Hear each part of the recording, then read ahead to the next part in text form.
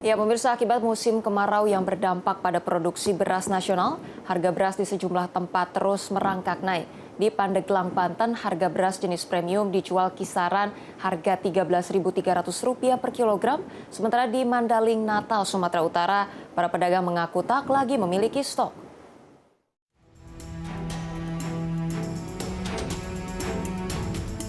Harga beras di sejumlah daerah terus merangkak naik. Tingginya harga beras berlaku untuk segala jenis beras. Di Pasar Badak Pandeglang, Banten, misalnya, harga beras jenis premium dijual di kisaran harga Rp13.300 per kilogram, naik Rp3.000 dari sebelumnya. Untuk harga beras medium saat ini dijual dengan harga Rp10.000 per kilogram, dari harga sebelumnya hanya Rp9.000 per kilogram. Para pedagang mengaku kenaikan harga beras tersebut dampak dari kekeringan yang melanda di hampir sebagian wilayah Kabupaten Pandeglang. Awalnya berapa? Dari belinya dari 10.000, 10.500, 11.000 per kilo. Iya, per kilo. Jadi baru sampai 13 sekarang. Sementara itu kelangkaan beras terjadi di Mandailing, Natal, Sumatera Utara. Akibat sulitnya mendapat pasokan, para pedagang kini tak lagi memiliki stok.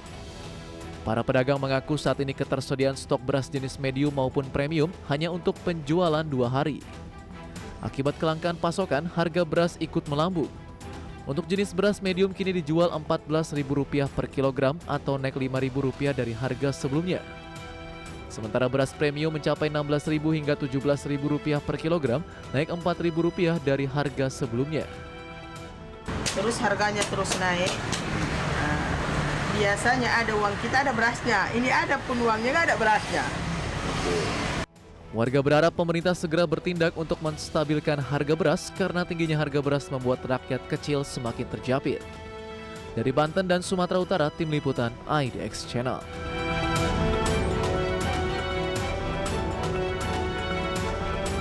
Direktur Selyos Bima Yudhistira menilai tingginya harga beras di sejumlah wilayah. Ini dipicu banyaknya persoalan mulai dari siklus program, serta juga banyaknya negara produsen beras yang melarang impor beras. Di mana lonjakan harga beras juga disebabkan banyaknya alih fungsi lahan menjadi infrastruktur. Ini berdampak pada jumlah produksi beras nasional. Ya, pemirsa, kurangnya subsidi pupuk juga diakui menjadi penyebab petani enggan menanam lebih banyak lantaran tingginya harga produksi. Bima menilai diperlukan pekerjaan rumah yang banyak dari pemerintah untuk menekan harga beras, mulai dari menjamin pasokan beras nasional hingga ketersediaan subsidi pupuk bagi petani nasional. Pemerintah juga harus memperluas lahan pertanian agar jumlah produksi beras nasional terus meningkat.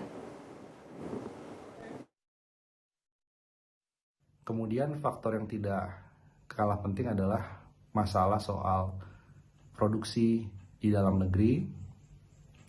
Ini secara jangka panjang memang terus terlihat mengalami penurunan. Alih fungsi lahan dari pertanian ke industri, ke infrastruktur misalnya. Itu juga berpengaruh terhadap kemandirian dari stok beras nasional. Dan yang tidak kalah penting selain itu adalah faktor dari tata niaga. Ketergantungan impor menyebabkan rente di sektor beras ini juga cukup tinggi.